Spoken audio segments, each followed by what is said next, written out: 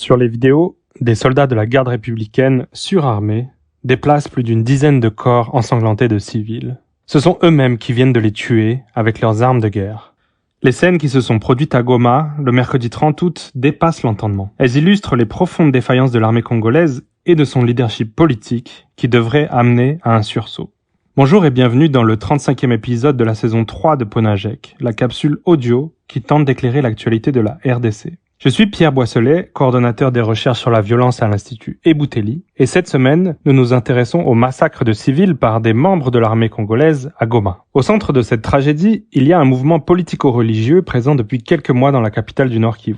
La foi naturelle judaïque et messianique vers les nations. Son message, teinté de mysticisme, est ultranationaliste. Il appelle notamment au départ de la MONUSCO, ainsi qu'à celui de tous les étrangers, y compris la force régionale de la communauté d'Afrique de l'Est et des ONG internationales. Cette secte avait déjà organisé des manifestations à Goma comme le 30 juin dernier. Des chèvres y avaient été sacrifiées, certains de ses membres portaient des bâtons et autres armes contondantes. Néanmoins, aucun incident violent n'avait été rapporté. Son leader, Ephraim Bissimwa, avait appelé à une nouvelle manifestation le 30 août, visant notamment les emprises de la MONUSCO et qui avait été interdite par le maire de la ville. La veille du jour J, il avait réitéré son appel au rassemblement. Le message était à nouveau étrange. Il y évoquait le sacrifice de ses adeptes, mais il ne contenait pas d'appel direct à la violence. Selon la chronologie que nous avons pu établir, la tuerie de ses partisans a débuté dès 4 heures du matin environ, lorsque la garde républicaine est intervenue à la radio de la secte pour procéder à des arrestations. Dès cet instant, la répression paraît disproportionnée. Au moins 6 fidèles sont tués. Après ce premier incident, un policier qui ne participait apparemment pas à l'opération est appréhendé par des fidèles qui le lynchent. L'essentiel du massacre a eu lieu plus tard, à l'église de la secte, lorsque les soldats de la garde républicaine ouvrent le feu sur les fidèles, incendient l'église et déplacent les corps des victimes dans ce qui ressemble à une tentative de dissimuler leur forfait. Au total, 56 personnes ont été tuées et 75 blessées, selon le bilan communiqué par l'auditeur supérieur du Nord Kivu le 5 septembre. Ce bilan diverge toutefois encore de celui du ministre de l'Intérieur, Peter Kazadi, qui a avancé le nombre de 51 personnes tuées en conférence de presse le lendemain. C'est quoi qu'il en soit, le massacre de civils le plus important perpétré par les services de sécurité dans l'est de la RDC sous Félix Tshisekedi. Cette ampleur a pourtant tardé à être reconnue par les autorités ainsi que par la MONUSCO. Leurs communications ont dans un premier temps minimisé, justifié, voire attribué la responsabilité du massacre à la secte elle-même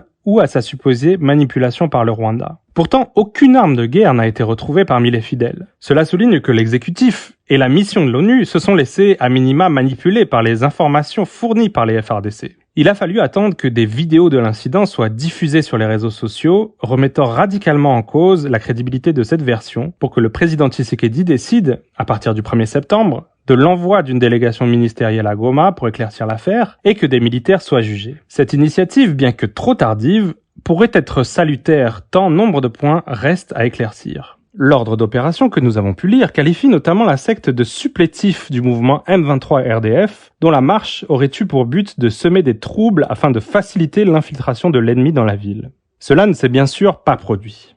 Comment les services de renseignement ont-ils pu communiquer de telles théories ? Que s'est-il passé précisément, à la fois à la radio et à l'église ? Qui a donné l'ordre d'ouvrir le feu et pourquoi ? Au-delà des responsabilités immédiates de ce drame, le pouvoir devrait également méditer sur sa responsabilité dans le contexte qui a permis à un tel drame de se produire. Ce type d'incident peut être rapproché d'autres cas de répression disproportionnée de mouvements politico-religieux ces dernières années, comme ceux de Bundu Dia Congo par exemple. Les responsables de ces excès n'ont pas été jugés de manière adéquate, entraînant l'impunité. De plus, l'incident a été commis dans une province sous état de siège, une mesure décidée par le président qui a donné de larges pouvoirs à l'armée et à la police et restreint la liberté de manifestation. Ce contexte a pu contribuer à désinhiber les militaires ainsi qu'à brouiller la chaîne de responsabilité dans le maintien de l'ordre. La volonté affichée de faire toute la lumière sur cette affaire est louable, mais elle doit aller jusqu'au bout pour éviter que de tels drames puissent se reproduire.